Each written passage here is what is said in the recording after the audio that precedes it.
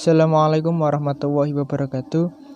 Kami dari kelompok 3 akan mempresentasikan hasil diskusi dari kelompok kami, yaitu tentang kebijakan Sokrates, Gnoti, Seaton, dan Maiotika teknik. Sebelumnya perkenalkan dulu anggota dari kelompok kami. Yang pertama yaitu saya sendiri, Rifki Dayat, NIM 4120121, Sinta Asih, NIM 4120200, Galang Ramadan, NIM 4120122. Sokrates adalah filsuf dari Yunani yang merupakan salah satu figur paling penting dalam tradisi filosofis Barat. Sokrates lahir di Athena pada tahun 470 sebelum Masehi dan meninggal pada tahun 399 sebelum Masehi. Umur beliau masih bisa dibilang cukup muda karena hanya berusia 71 tahun sampai akhir hayatnya. Ia merupakan generasi pertama dari 3 ahli filsafat besar dari Yunani, selain Plato dan Aristoteles.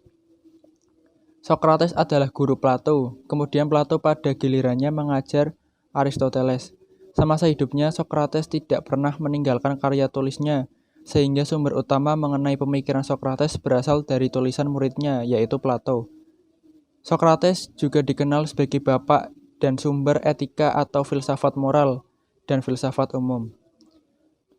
Pendapatnya membangkitkan dalam diri manusia rasa cinta akan kebenaran dan kebaikan, atau filosofia, yang membantu manusia berpikir dan hidup lurus.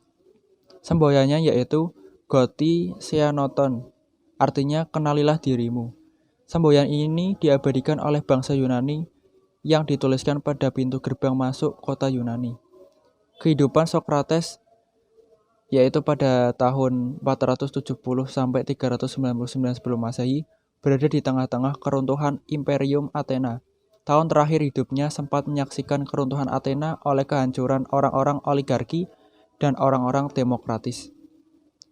Di sekitarnya dasar-dasar lama remuk, kekuatan jahat mengganti keadilan disertai munculnya penguasa-penguasa politik yang menjadi orang-orang sombong dibandingkan dengan sebelumnya.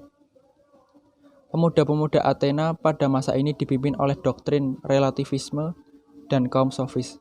Sedangkan Sokrates adalah orang menganut moral yang absolut dan meyakini bahwa menegakkan moral merupakan tugas filosof yang berdasarkan ide-ide rasional dan keahlian dalam pengetahuan. Pada tahun 399 sebelum Masehi, Sokrates dituduh dengan 2 tuduhan, yaitu merusak moral pada para pemuda dan menentang kepercayaan negara. Kemudian ia ditangkap dan akhirnya dihukum mati dengan meminum racun. Kemudian mengenai kebijakan Sokrates. Kebijakan Sokrates sendiri dibagi menjadi 2. Yang pertama ada Gnoti Seaton. Menurut Sokrates, manusia dengan pikiran atau pengetahuannya seolah melangkah maju dari upaya menyingkap misteri satu menuju misteri-misteri lain yang kian mekar di dalam hidupnya. Manusia dengan pikiran atau pengetahuannya seolah bergerak dari satu ketidaktahuan menuju ketidaktahuan baru dalam hidupnya. Untuk Gnoti Seaton sendiri dalam hal ini menunjukkan sebuah kepentingan kemanusiaan yang bersifat fundamental dalam hal memahami dan mengerjakan pikiran, yang merupakan salah satu ciri keberadaan yang khas dari manusia itu sendiri. Intinya pada analisis diri dan pemahaman diri untuk mencapai pengetahuan dan tingkah laku yang lebih baik. Manusia melalui pengetahuannya itu memperoleh kekuatan, tanggung jawab, kesadaran batin, kematangan pemikiran atau intelektual dan rasa percaya diri untuk membangun dirinya sebagai makhluk beradab yang makin matang atau dewasa, tahu diri, dan berendah hati. Manusia di samping membutuhkan kerendahan hati juga membutuhkan kesabaran, ketekunan, dan keteguhan batin untuk menegur dan mendidik diri. Kemudian yang kedua ada maiotika teknik. Pandangan Sokrates yang terpenting adalah bahwa pada diri setiap manusia terpendam jawab mengenai berbagai persoalan dalam dunia nyata. Karena itu, setiap orang sesungguhnya bisa menjawab semua persoalan yang dihadapinya. Masalahnya adalah pada orang-orang itu. Kebanyakan mereka tidak menyadari bahwa dalam dirinya terpendam jawaban-jawaban bagi persoalan-persoalan yang dihadapinya. Karena itu, menurut Sokrates, perlu ada orang lain yang ikut mendorong mengeluarkan ide-ide atau jawaban yang masih terpendam.